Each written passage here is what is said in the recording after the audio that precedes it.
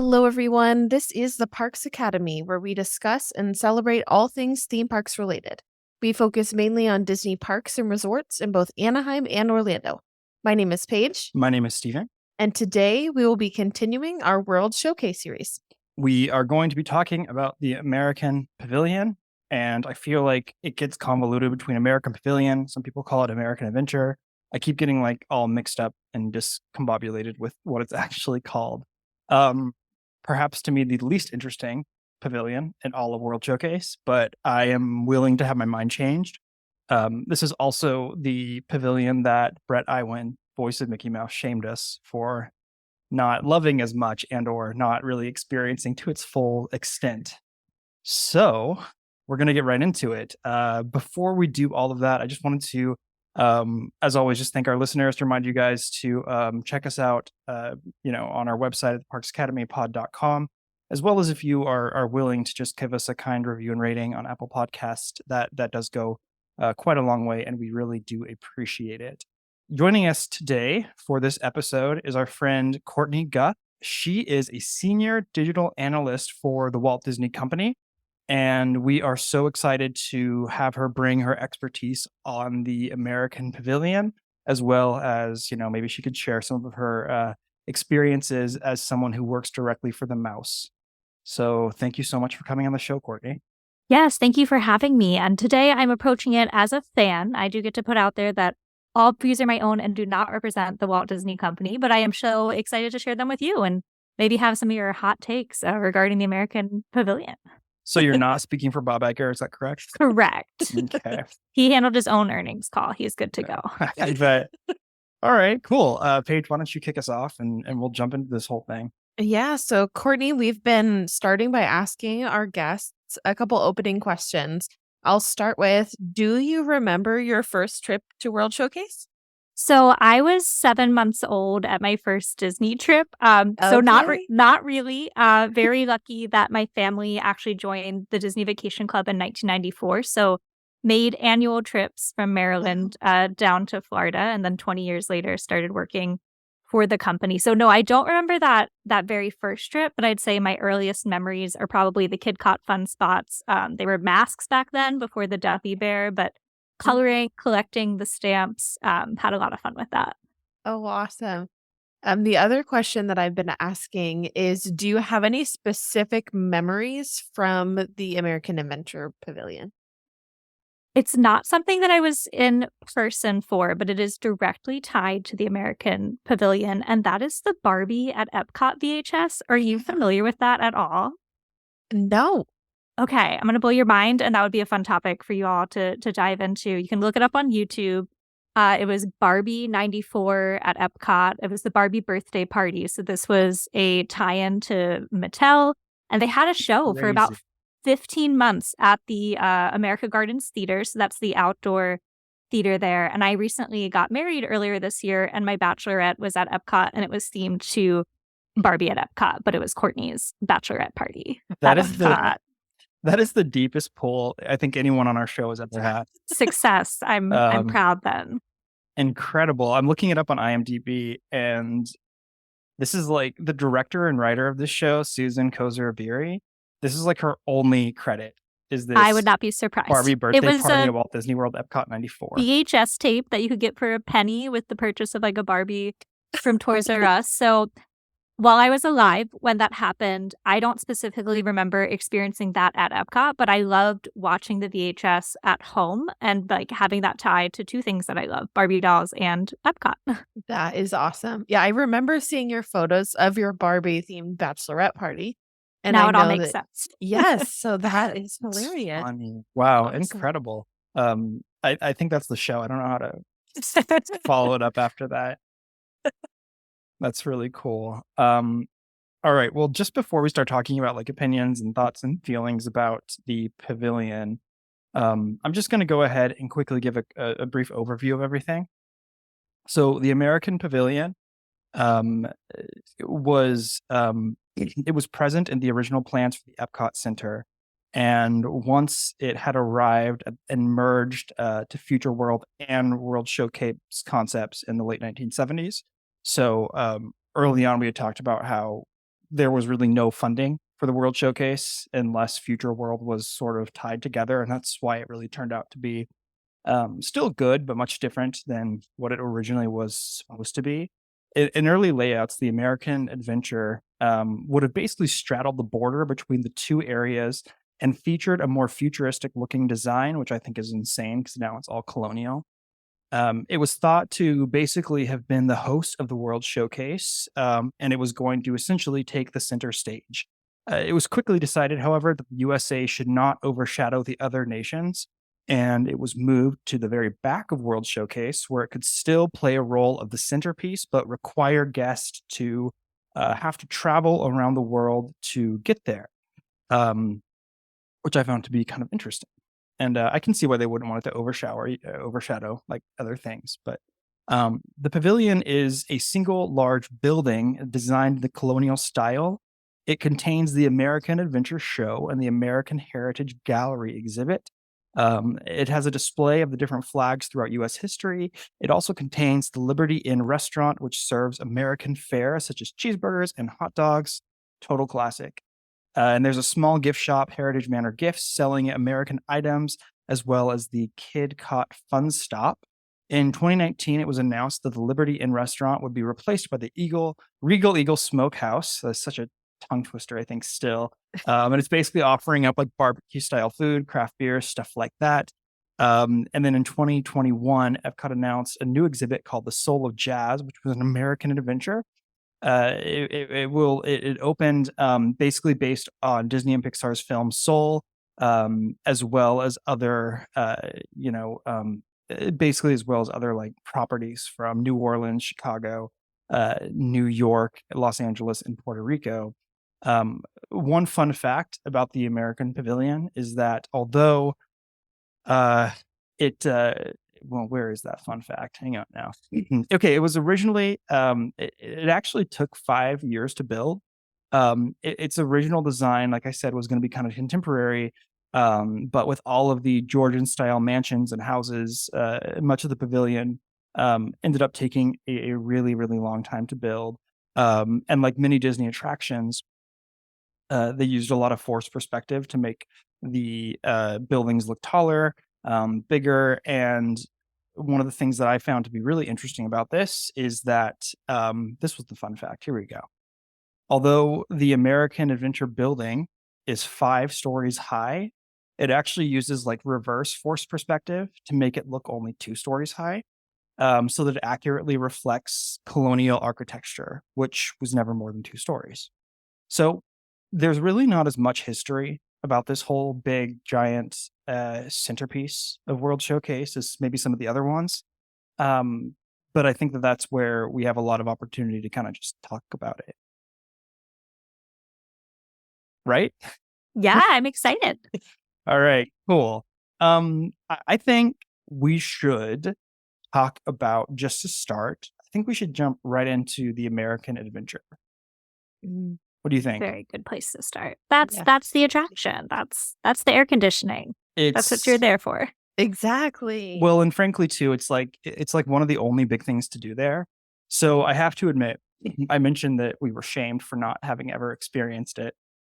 I experienced it on my 11.5-inch iPad Pro today, Nice. just as God intended, through the power of YouTube, and it was I'm sure it's not as effective as it might be having to, seeing it in person, but it definitely gave me like Hall of Presidents, Mr. Lincoln vibes. It's like Hall of Presidents on steroids. I would say you do lose something with the iPad because the scale of it is so impressive. I'm sure you noticed all of the multiple animatronics coming up, coming down. Mhm. Like just the width of that stage is mind-blowing.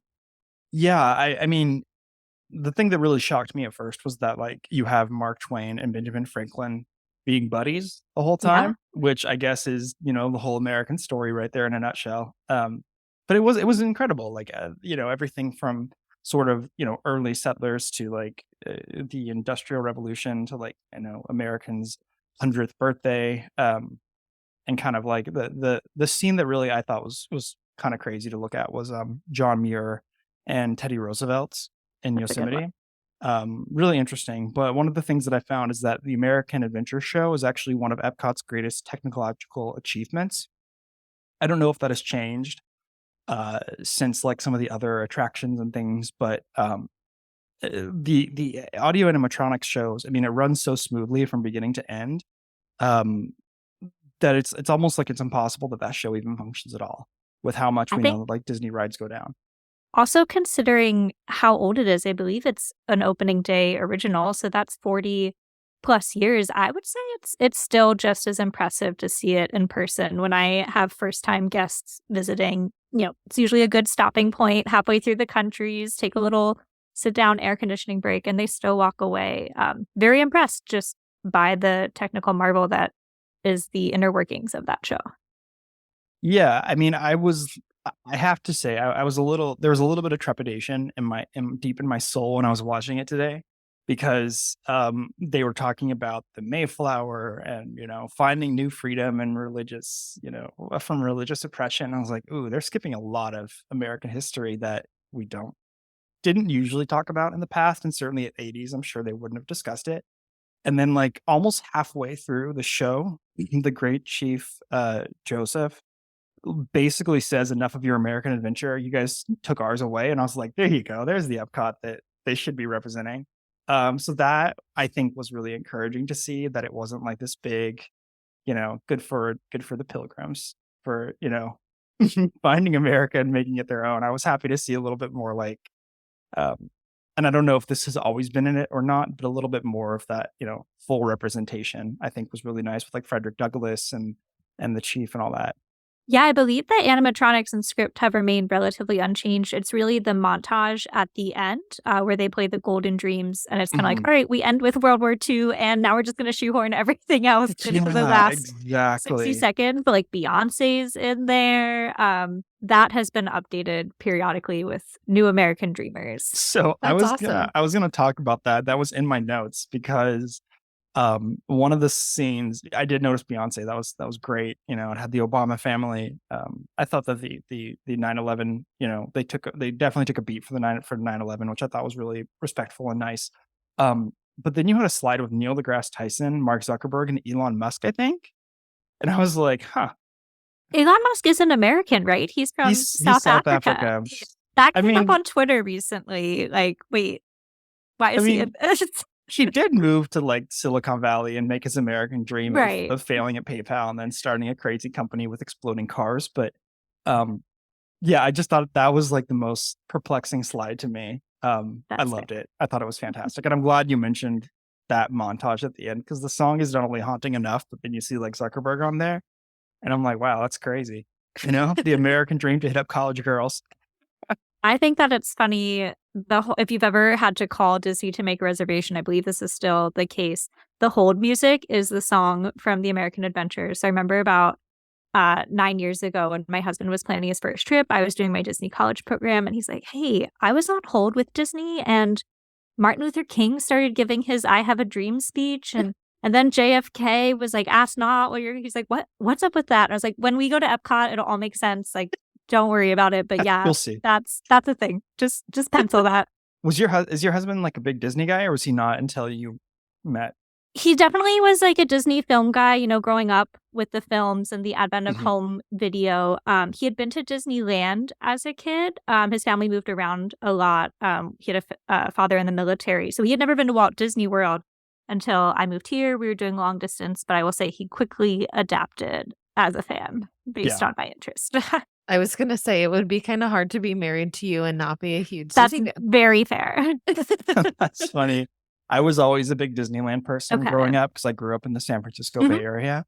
Um, but then, my first time in Disney World, I was 23, 24. So it's been I spent most of my adult life, most of my whole life actually without having gone. Actually, I did spend my whole life without having gone. Like everyone who's gone to Disney for the first time, they spent their whole life not going, All right. which is like, total logic. But yeah, it's cool out there. It's really, really cool. Uh, Paige, do you have any thoughts about the American Pavilion? I mean, I feel like you and I skip it a lot. I really, really do feel that way. So I talked about this on the Brett Iwan episode. I don't know that I have done the American Adventure show. And of all the times I've been to Epcot, which has been a lot, Mhm. I think we always just skipped it because we just assumed like, Because you hate America? no, it was just like we live in America. Let's go look at the other pavilions. It Right. wasn't Right. anything against America. We never ate there because we were like, why do we want American food where there's Right. all these other great options?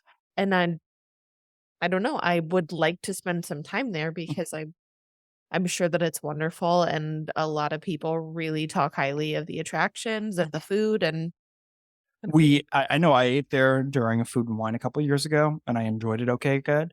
It was like pulled pork on a Hawaiian roll. Yeah. So, it was thumbs up, but, yeah, we just don't make an effort. I know that the bathroom there is outstanding. It I is very did- nice. One of the Yeah. finest. The Yes. finest, I would say. I've used the restroom and I got a dessert there at Food and Wine. Was it apple pie? For some reason, I feel like it was apple pie. Shame on I'd us for agree, though, for Food and Wine that there's sometimes something will catch my eye, but I am definitely more apt to try something like the Kenyan booth Yes. or right. the cheese bread from Brazil. That's a Exactly. must-have. Mhm. Yeah, I mean, it's the thing that I liked the most about the American Pavilion when we went was the Disney Art Gallery. And I know Yeah. that you can see Disney art kind of anywhere, but I liked going in there. That's a nice. I don't remember. I was in there by myself. I don't know what you were doing, but something about it really pulled me in. It's right by the bathroom, so maybe it would have been one of those like, can't go in there, Probably, so I'll go over here. Air conditioning. Exactly. Yeah, I mean, it's what do you even say? It's America. Have you done the Regal Eagle or the Liberty Inn that preceded it, the quick service there, or no? Because it's, when you're in Epcot, there's so many other No, we food haven't. options. No, last time we talked about stopping at Regal Eagle, but the last 2 trips that we've been to Epcot, it was Food and Wine. Mhm. Yeah. So I still haven't been to the new Connections eatery that replaced the Electric Umbrella in Future World. Okay. Because Mhm. I feel like every time I'm at Epcot now, even as local, it's a festival, whether it's Right. the Festival of the Arts, Flower Right. and Garden, they all have food booths now too. I'm like, I just haven't eaten there, but I have eaten at Regal Eagle. That was actually one of the last things I did before COVID. It's one of those you look back and you're Okay. like, I didn't know this was going to be my last Disney Right. meal. How was it? Because we want to eat there, but I I mean, like it. It's Mhm. an improvement to Liberty Inn because that was very much your standard, chicken fingers, French fries, hamburgers.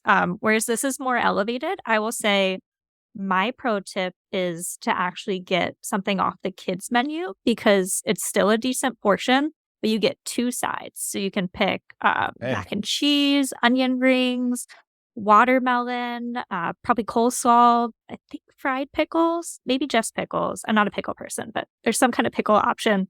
So with an adult meal, you're getting one bigger side, but like maybe I want mac and cheese and French fries with my meal. One of the things we talked about a few weeks back with Canada was how Disney theme park food is good for theme park food. It's like really good for that, but it's not like, it's not like you're going down to Memphis and having incredible barbecue. We'll say embarrassing moment, and I think Paige as a native Marylander will appreciate this. During my college program, I don't know if you've noticed this. I feel like Disney food, the menus often update like every 8 Mhm. months or so. Like if you like something, enjoy it now because it might not be there next Yeah. time For sure. you come. And while I was on my college program, I saw that they had crab cakes and Old Bay French fries. And as a Marylander, I saw the Old Bay and I was like, all right, well, they're maybe doing something right. And actually, one of my roommates went to high school with me, so we were both from Maryland. We're like, all right, well, we gotta check this out. The crab cakes were not Marylander approved, but I was happy for the taste of home with the Old Bay seasoned French fries. Oh, good. That's super funny. I Yeah. saw a meme like 2 days ago with I think it was like Captain America before he went in the machine. And it Mhm. was like, oh no, it was him like all buff and stuff after he gets out of I'm such a bad Marvel fan. But it said like Maryland crab cakes, and then him right beforehand when he was all skinny and scrawny, said like Maryland style crab cakes. Yes, Um it's not the same. True. It is- So okay, so going back to Regal Eagle a little bit, Mhm.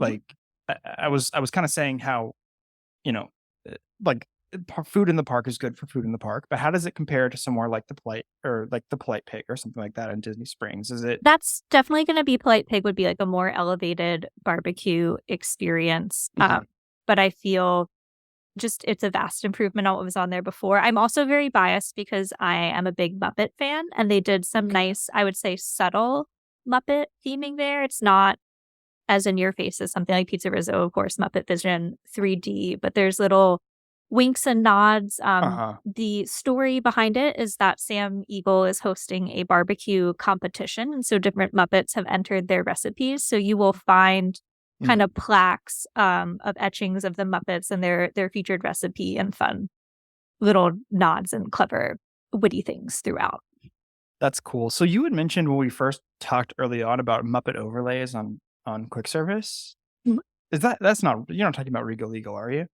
Yeah, that is Regal. Oh, So you Regal were talking Eagle. about So it. the, Okay. yeah, the Okay. Eagle would be Sam Eagle in this case. Right, So he right. is on the crest. I believe the bar, now they have a walk-up window just outside of the quick service tied to it.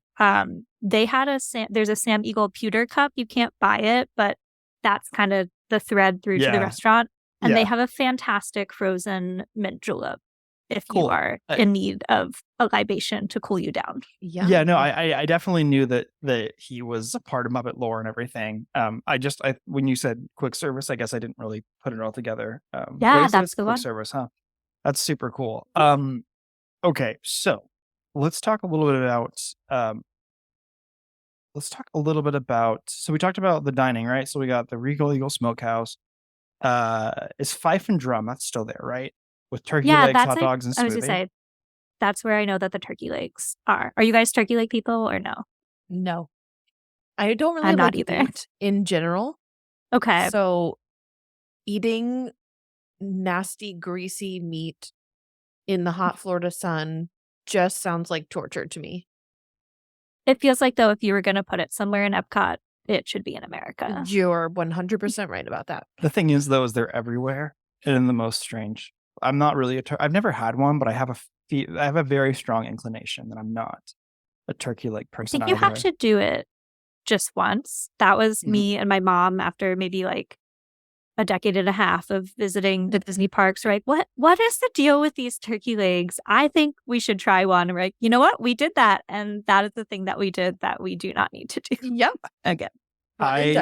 I just like like I said, they just show up in the most random places. So years ago, I was at Disney with my sister's ex-boyfriend was there, and he like got a turkey leg right before going on Incredicoaster, or California Screamin' at the time. And I just remember afterward, he was laying on the pier in Paradise Pier, just like holding his stomach, just as upset as anything.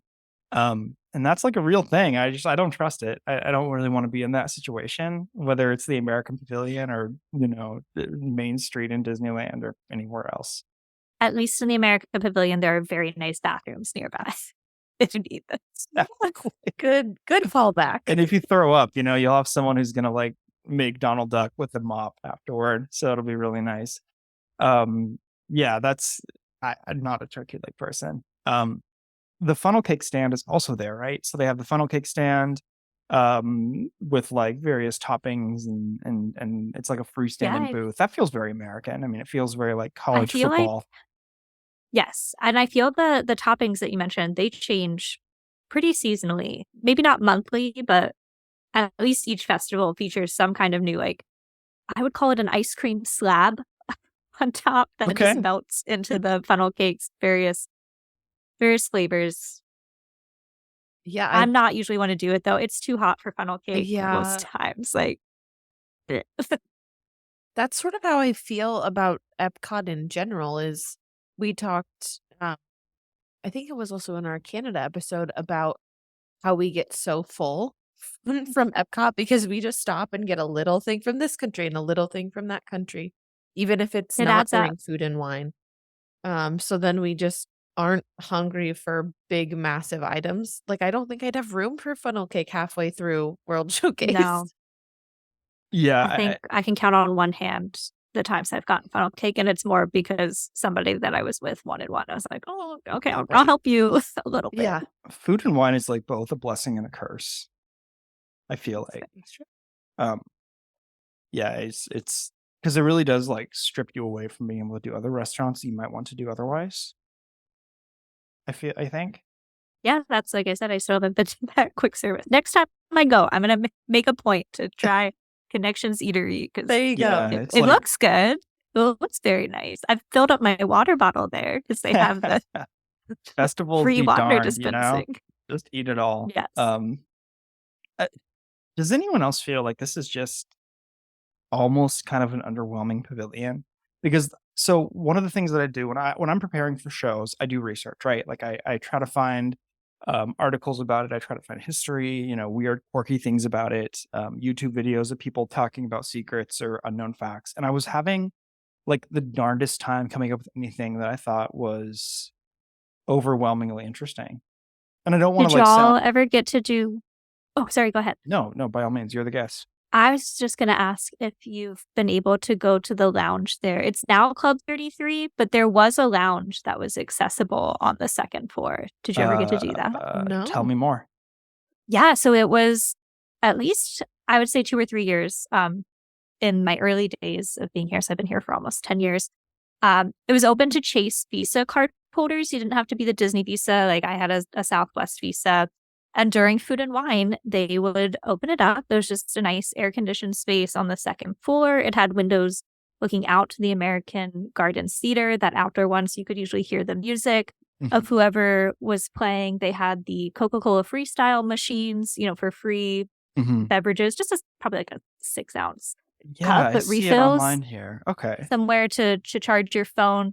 It has since been turned into the Epcot Club 33 Pavilion. So location. I have not been in there since. I do miss my little air conditioned charging freestyle machine spot, but that's fine.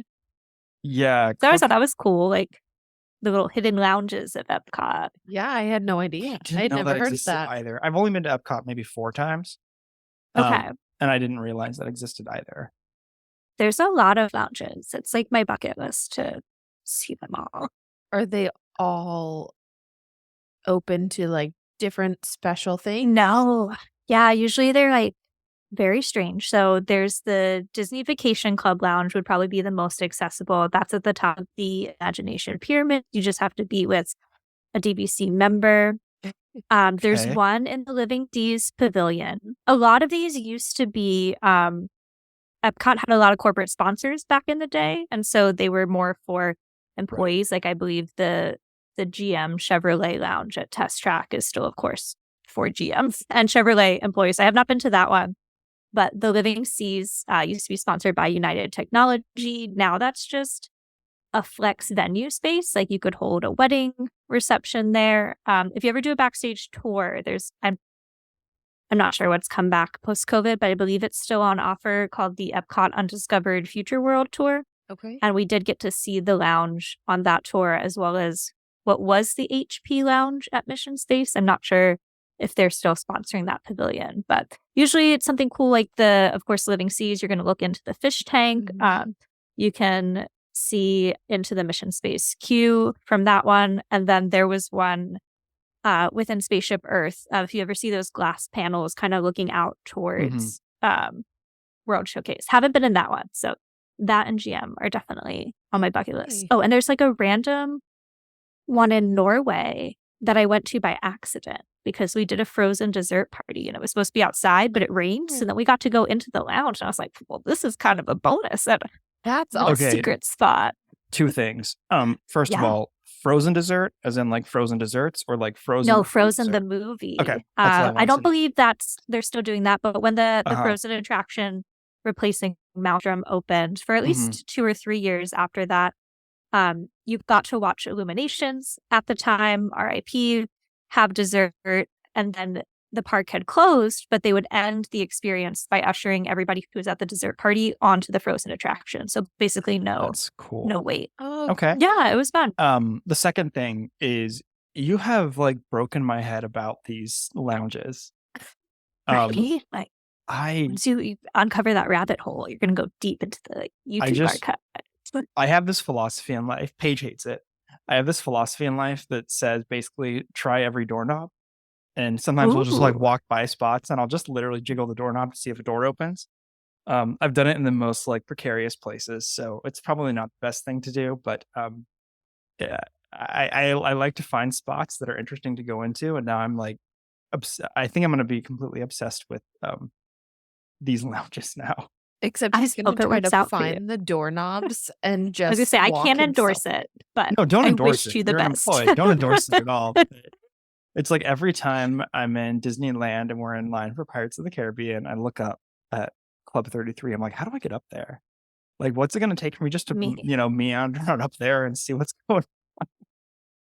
If you could go to Club 33, which one would you want to go? Like to the original, one of the Walt Disney Worlds? Either of you, feel free to. I would say the original for sure. Yeah. Yeah, I think that one seems the most charming, and that's the one I know the most about. Just from that's where the history is. Right. Like the Walt Disney World is so new. Like I've been at Disney longer than they've been at Disney. Right. Brag. How expensive is it to do that? Because I don't think I've ever really looked into it. Or maybe we have. I know it has annual dues in the many tens of thousands of dollars. Like, my expectation. I think it's one of those that you have to ask. You can't afford. That sounds familiar. Maybe. Well, the other thing with it, because I think I had talked about it on a show. You know what? We talked about it. We talked about it a year or two ago. A year ago. We haven't been on 2 years. About like the most expensive things to do, or like things that would be total, splurges we could never afford. Things we wish we could do. I think it was what it was. And I think that's where we came up with the $15,000 number. And I think the other part of that was there's a wait list, and it's like years long. That's what I've heard. Yeah. So even if my you dentist have the money, keeps to me, he's on the wait list. And I'm like, all right, I guess that's what my dental treatment went to. Good luck. I was literally talking to Paige just last week. I went to the dentist, all good marks. But I was like, had I started going to dental school when we met, I would have my own practice by now.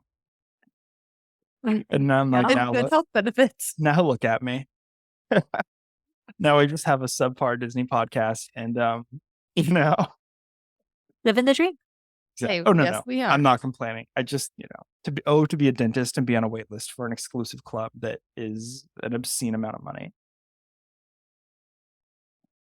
There's one thing that I don't know much about, and I don't know how much Courtney knows about this, or Stephen, if you did any research about the Voices of Liberty.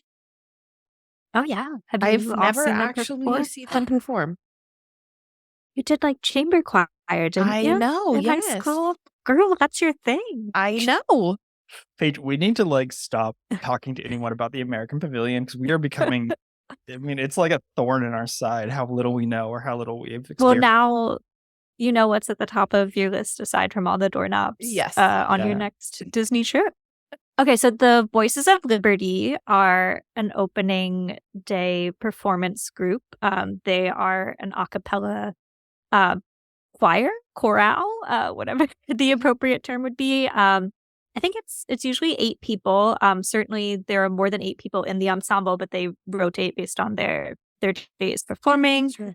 You can usually find them in the rotunda of the American Adventure Pavilion indoors, and that rotunda is actually acoustically designed to really enhance their sound. It's one of those, somebody showed me once, like if you stand at one corner, somebody's the other, like you just whisper, like it'll carry to the other side. Yeah.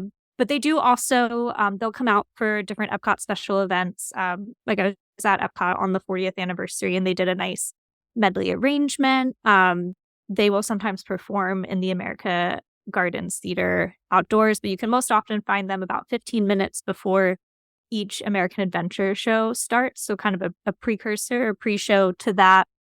At Christmas time, they wear their Dickensian garb, very 1800s, 19th century, and they'll do Christmas carols, but most often they'll sing American classics, like really, I don't know, anything you can think of. Sure. Oh, Susanna, some Ragtime, America the Beautiful. They're a lovely group. That's awesome. Cool. Yeah, I've heard so many people talking about how obsessed they are with them. And are they in the candlelight processional? Are they part of that at Christmas time too? Or Some members likely do. If you see the tree of people at Mhm. the candlelight processional, those are actually all cast members from all over. So I do not Oh, have a singing really? voice. But if I did, usually around this time of year, cast members can audition to then be part of Oh, that and then pick like which narrators and which nights they want to sing. So I have many more talented Interesting. friends who have been part of that. I do believe the Voices of Liberty, some of them will accompany them on stage. But if you see people in green robes making the shape of a Christmas tree, those are all cast members who could be doing anything from custodial to like director of marketing. Anyone is welcome to do that and wow. participate on their Well, own I have a time. new It's a dream. lovely tradition. Yeah. My new dream is not only to work for the Walt Disney Company, but to be a part of the singing Christmas tree. What you want to do is you want to drive Kilimanjaro safaris by day and then be singing Christmas tree la la la by night. Yes. You can do I both. think that the more I look into this whole situation, the more I'm starting to realize why I've never spent as much time in the American Pavilion. And it's because people who sing at me make me extremely uncomfortable. I was going to ask if you guys had done any of the concerts at the American Garden Theater when I've seen like Plain White Tees, Boys to Men will be there this fall. I'm going to take it as no, though, given your answer of having No. people sing at you. This is probably all my fault for not letting Paige enjoy the finer things in life. Like, people, what are you doing? Paige, text Why are me you next crying? time you're in town. I will. Yeah. Why are you crying? Okay. Because you don't like hearing a cappella choirs Mhm. or flash mobs or Oh my street gosh. performers. If somebody starts to sing, Steven's just He's out. out. I will Like he walk. just bolts. And the thing is like, I'm not anti-music. I'm not like, He's actually a I'm musician. not like Miguel's grandmother, Okay. or great great grandmother in Coco. I'm just like, I actually am. Yeah, I play music. I've done my share of singing before. I grew up in the church at the time, so I'm like familiar with that whole singing thing. I just Yes. people singing make me uncomfortable, and I don't know That's what that fair. is. It just makes me very uneasy. I think the American Garden Theater, though, because they're like mostly well-known musicians. I mean, I was excited to see Plain White Tees. Like maybe I know 3 of their songs, but yeah, this is it. It though, if you don't know, they are often it's the Garden Rocks concert series for Mhm. Flower and Garden and Eat to the Beat for Food and Wine, and they're free. They're included in admission. They usually do 3 performances an evening. You can do like a dining package to have reserved seating, but really it's not too hard to show up. I'm looking forward to. I really want to go to. I think it's later this month. Joey Fatone and Friends. So Joey Fatone of NSYNC.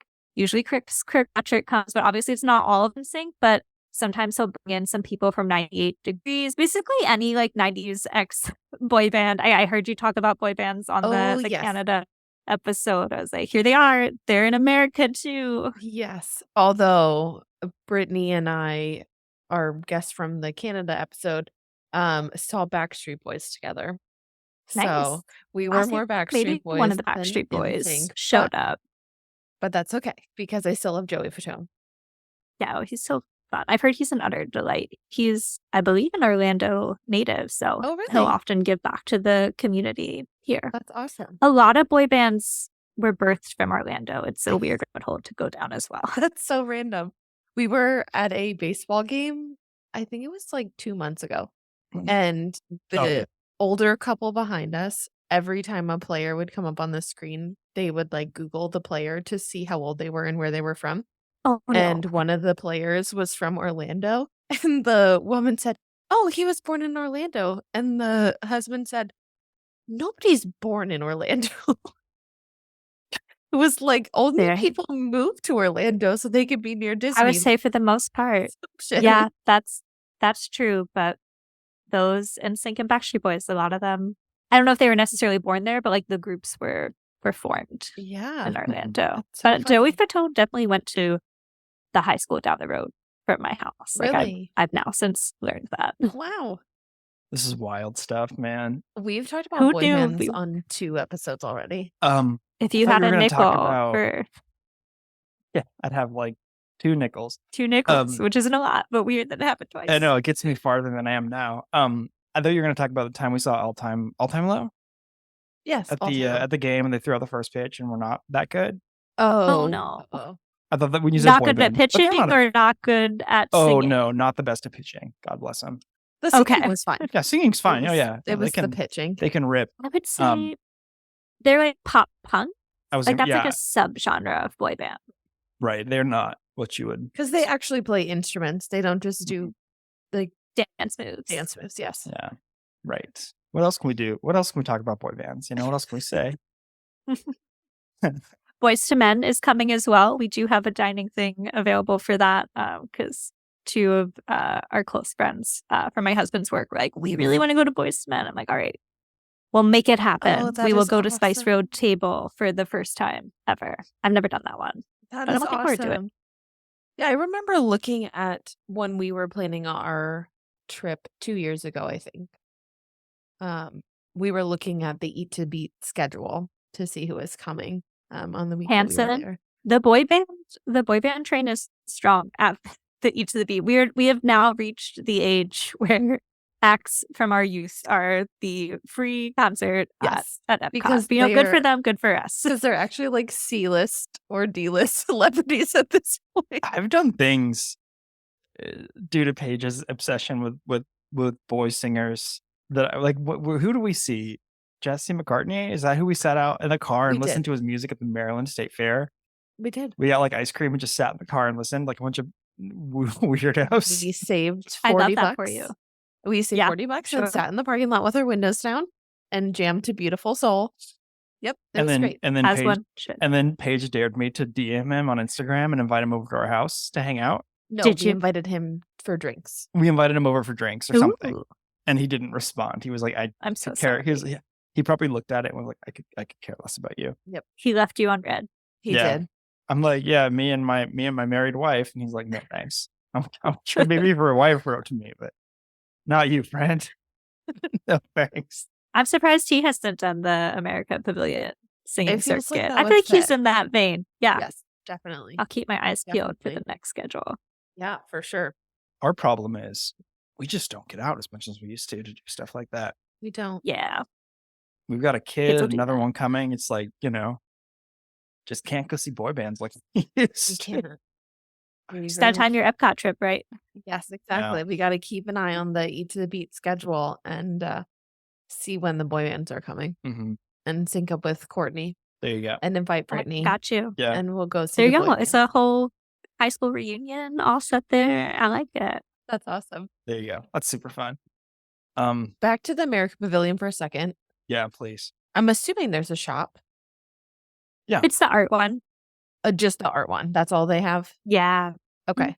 I think it had other stuff before, but in my brain, it's been the art one for so long that I can't remember what they sold before. Yeah, all I can remember is I do remember seeing the art gallery over when we went to the bathrooms last Mhm. time. But I don't ever remember shopping in the American Pavilion. Yeah, I mean, like I said, it almost feels more like a like a little, just like a convenient stopping point, as opposed to an actual immersive pavilion to go do things in. And I think part of the reason too why you and I have never done the adventure is because it is 30 minutes long, Mm. and that is a Got a long plan for it. that is a long time to spend when you have only a finite amount of time. Like if you're not a local, for instance, that's a lot of time to give up to like. And you have to time it to be there when it starts. Because I've run into that where it's like, maybe I'm walking by at 1:45, but the next showing isn't until 2:30. And then that's Right. going to take me till Mhm. 3. You do have to either be lucky and hit it at the right time or plan ahead. So I can understand that. Yeah, That makes sense. That makes yeah, sense. it's weird. I almost wonder like. So when I grew up in California, right? And the history that I was used to was like the gold rush and the missions and things like that. So when I very first came out to the East Coast in 2013, before I had even met Paige, I was like going out to seeing Arlington and going out to Virginia and all this kind of stuff. And I was very impressed by the old colonial sort of that sort of architecture and the Civil War stuff and whatever. And so I think that there is almost certainly a place for that for people who have never experienced it before. Like I have a friend of mine, his dad works for the White House, so I've been had the opportunity to actually get like behind the scenes White House tours a couple of times. We've done all that kind of stuff, kind of up and down, gone to Boston or whatever. So seeing like the colonial all the colonial architecture doesn't really do much for me anymore. But I'm sure for people who like come from, let's say, I don't know, Nebraska, and they've never experienced it, I can see how that would be extremely interesting. Sure. I just don't think it represents America that well, because it's like a postage size blip of the entirety of the United States. Like if you really want to get it, do like all the boroughs of New York City, and that would be the American Pavilion. Right? Yeah, it's so hard to represent an area that's so culturally diverse as America. I feel like, when you think of Europe, you can drive 4 hours and be in a completely different country. But if I drive 4 hours in Florida, I'm just further south in Florida. Right. Yeah. And that's just one of 50 states. So I do feel it's probably tough for them to decide, like, all right, well, how do we represent all of these areas? They're varying architecture. So I guess they're like, well, we'll go with what it started with. Right. Yeah. No, and that's fair. Because it's not only all the different areas, but then also at what point in history are we going to represent? Yeah. And so I guess to just pick starting from the beginning, it was easier to say, okay, well, that narrows us down to the colonies and this architecture style and powdered wigs Come inside. and defecating buckets and the whole thing. But if you come inside, Beyonce's inside. So we got it all. She has the most stunning smile in that video. I actually went back and watched it a few times because I wanted to make sure I did see Elon Musk and it wasn't a fever dream. Was that him? I was like, was that Mr. X? Sure was. Mr. Twitter X man. Yeah, but it's what was I saying just a second ago before we talked about Beyonce? You're talking about we're on the architecture. Oh yeah, so it's just a kind of a curious thing, but I feel like that brings us to one of the questions you've been asking. Were you going to segue? Yes, I was going to say this is a perfect Please segue. let me step out of the way. So I'm going to open the floor back up to Courtney. Some of the questions that I've been asking the guests too, as we're looking at these pavilions, is what would you add, change, or take away in the pavilion? Like, is there an attraction you would add? Would you add different dining? Is there any IP that you feel like would fit really well somehow? So if you could be an Imagineer for a day, what would you do differently about the American Pavilion? Yeah, this is a tough one because I don't feel like you need a signature restaurant here. You go to any of the other 3 parks, you're getting what I would call standardized American fare. There are plenty of chicken nuggets to be had throughout Disney. I feel the American Adventure serves its purpose. I don't know that doing something like an attraction, I think that's just opening it up to trouble, criticism of like what was included, what might have been left out. So I think the easiest add would be a meet and greet, because we definitely have Disney films and characters that are based in America. First comes to mind would be any of the characters from The Princess and the Frog with Tiana, the tie to New Orleans. As inaccurate as it is, you do have Pocahontas and John Smith. I did find a picture of me as a kid meeting Pocahontas at what was definitely the American Adventure. So she did at some point. Dumbo takes place in Florida from the opening. I just really want to meet the cute little Dumbo meet and greet that is very Wasn't rare. He recently in Magic find. Kingdom, like not that long ago? He was at Disneyland, for that's their throwback night. Right. So he was there for that. Mm-hmm. And I feel like a character meet and greet would be a nice way to, bring the kids in, put it right by the kid cot. People love meet and greets. Then you're still, treading lightly, because I think it is such a delicate, not always great history to have to represent. Sure. You know what I would do? What I would do a meet and greet with Scrooge McDuck and teach the kids about like about like Capitalism. late stage capitalism Yeah. and be like, hey, this could be you, but you have to basically step on the throats of like laborers to get here. I'm in. Sink or swim, baby. That's what I would do. They And now have then- the DuckTales game, so it ties in. Right. Like there's True. the phone attraction. Yep. And then you could have like one of the experiences could be like a minimum wage worker, and then you go home and you like can't feed your family or pay for rent. Those would be great ideas, I think, for the American Pavilion. And all of the Europeans and Canadians would be like, wait, what? You don't have healthcare? Yeah, it's like, oh, you got a cold, time to die. And that would be the American Adventure. This podcast just got depressingly accurate. I mean, that's kind of a joke, but also that would be very funny. Yep. In all seriousness, though, I think that if you took all of the, like we talked about in the Canadian episode, we talked about like all the cliches and stereotypes of Canada. When people think of United States, they don't think about like the colonial times, all that's, there's other things they think of. I think that they could have easily taken, and I hate that these are the two examples I'm going to say, but I think you could have taken like three things. Okay. You take like Los Angeles or California, you take New York, and then you take some like Midwest thing and you kind of fuse those together and you make that like part of the American Pavilion. Okay. I think that you could easily do an attraction. I think that the show that they do is fine, although I think that, ending a World War II was kind of strange because there's a lot that happened afterward, to my knowledge.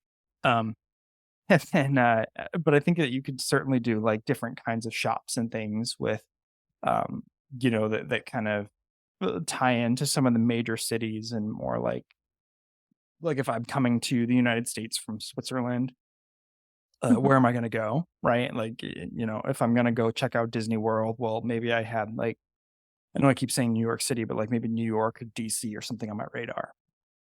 That's what I would do. I have two follow-ups to that. My brain broke when you said about World War II. And I just realized that World War II to like the 1980s when Epcot opened is now the same distance that we are to when Exactly, Epcot opened. right. Like, Yeah. that was 40 years. And then Ew. another 40. The other, when you named all three of those things or places that you would use to represent America, I feel like that is accurate because I did get to go to Disneyland Paris in 2016 and I rode it there. It's a small world. And there was an America section that we don't really have here in Florida or at Disneyland. And it had the Golden Gate Bridge, the Empire State Building, somebody in a football outfit and a cowboy. And I was like, right. Yep, that hits that's it all. America. Yeah. You know what? That's probably just as fair as any other room in the Walt Disney World. Yeah. It's a small world for any other country. Right. For Because sure. it's like, I just don't think of America as like colonial, old and proper days with Mark Twain and Benjamin Franklin having holding court at a table. And for families and kids who grew up in America, they may recognize that all of that is part of our history. Mhm. But if going back to your example, if you have a family from Switzerland coming here to visit, they don't necessarily know about is colonial this? America. Yeah. So I think even if Also, it's kind of disrespectful to have that with the UK Pavilion a few doors down. I'm just going to be completely honest with you. Fair. It's a little disrespectful. what was the American Revolution even for? I know, exactly. What were we even doing? I feel like if they just opened a shop that had, let's say, some of the merch that you can buy at the Times Square Disney store. Like trucker hats and like iPhone chargers and stuff. Oh, I'm thinking like the Minnie Mouse that we have that's the Statue of Liberty. Right. Or Crap a like little that. Fun. baby onesie that says, I love New York and has Minnie Mouse on it. Yeah. Like stuff like that people from other countries would appreciate. Because Disney World, Or like unlike cans of Disneyland, Four Locos or something. Right. Unlike Disneyland, Disney World is an international destination. Yes. Yes. People coming to Florida are probably not coming to the US and saying, I'm going to go to New York City, I'm going to go down to Disney World, and then I'm going to fly to California. Right. Like they're That's probably not just happening. not doing that. Unless They're you're going to like Disney rich. World. Right. But they're going to Disney World and they want that experience. Right. We should be able to more comprehensively give them that experience in the American Pavilion. I mean, is my opinion. I definitely feel like some of that was wasted when they did DCA, and it was such a disaster of trying to fuse all of California into one park. But I mean, it just broad strokes people, just big old broad strokes. And I think it would be better because what did George Washington ever do for me? Really, though. Just a few things. It's fine. Yeah, exactly. So, All right, Courtney, last question. What is your favorite thing to eat in the American Pavilion? It's probably going to be the mac and cheese side at Regal Eagle Barbecue. Just good, like, baked mac and cheese. And I'm going to pair it with the frozen mint julep. Yum. that sounds really good. I could go for Thank you. both of those things right now. I actually have a follow-up question that we are asking all of our guests before Oh, we yeah? sign off. Who is your Disney Plus avatar? It recently changed. So as I shared, I am a big Muppets fan. So I had Gonzo for the longest time, but I know this came up on the Canada episode. They added Bluey avatars, and Yeah. we are two childless millennials who absolutely love Bluey, and so now my avatar is Bluey. That's awesome. I don't I blame call you it at all. dibs on her. Our It's so daughter wholesome. is our daughter's super into bingo, which I love. She likes bingo better Yes, than she's Bluey. an angel. She actually calls the show bingo. That's fair. Bingo is the heart of it. Just personality-wise, I've Yes. realized that I align a lot with Bluey. So I was like, Mhm. I'm gonna take her. But for about a year and a half, it was Gonzo. That's awesome. The great Gonzo. That's cool. Indeed. Thank you. Gonzo and Yoda, I know they're both done by Frank Oz, but if you like do Gonzo and then do Yoda, they're very similar in the way Yeah. they sound. It's very weird. Definitely. That is super cool. I know that you have some of your own stuff going on. So is there anything that you would like to plug or promote? Sure. I was so happy to join you on your podcast, and we will have to have both of you on my show that I do with my friend from college called Book of the Mouse Club. So we are a once a month podcast discussing the literary realm of Disney. Think of it as your own personal Disney book club, whether that's books about Disney or books that inspired Disney, like Alice in Wonderland, inspiring the film. We often bring on guest readers. So I know you all haven't written a book yet. I don't know if you plan to, but you're welcome to come on and discuss a book with us. We also interview various authors who have written Disney books. We've been doing it since 2018, but just once a month. So there's not too many episodes to catch up on. They're pretty much evergreen. You're welcome to pick whatever strikes your fancy. So wherever you find this podcast, you likely can find Book of the Mouse Club podcast. And we are at Book of the Mouse on Twitter/X, whatever we're calling it now, and on Instagram as well. If you want to keep up with me personally, Courtney, I am at Courtney_Guth on Twitter/X and at Great Guthsby on Instagram. Awesome. We will link all of your stuff in our show notes so people will be able to find Thank you. you. I have not listened to your show, but I'm anxious to do so. It's okay. I used to read a lot more, and then we had a kid, and now I just don't. Understandable. We are both really big readers. We both love to read. Yeah. I'm about to start grad school. So I was like, sometimes we've done more than one a month, but we are once a month for the next 15 months as I enter my master's. Absolutely. Well, we're at the point now where we're recording your episode the day that we're recording. It won't come out for 3 to 4 weeks because we're expecting. That's very smart. We're with child. Yes, you're preparing, as the Bible says. So, Paige is like, I'm not. You think I'm going to record the week we have a kid? You're crazy. So I'm planning it. I'm prepping. I'm doomsday prepping. That sounded terrible. We've planned out. No. I get it. I'm looking at grad school, so we have lined up we have our August to record, and then September, October, November, December are all set. So maybe next year, after you, we'd love to do that. Warmed into 2 kids, I'm sure we can find something that we'd love to all chat about. Perfect. That'd be so much fun. That's great. Well, okay, everyone, thank you so much for listening. Courtney, thank you seriously so much for joining us and making of course. This episode and this pavilion fun and light and exciting. Again, everyone, you can find us online at the parksacademypod.com. We are also on Instagram at Parks Academy. Thank you so much to our 2 incredible sponsors, Neo Sabers and Deep Cut. You can get 10% off your first order at both of their websites using the code TPA10 at checkout. I don't know what else to say. Thanks, guys. You're awesome. We appreciate all of our listeners and all the feedback we get and all the interaction we get. It makes it so much fun to do. So until then, we will catch you next time.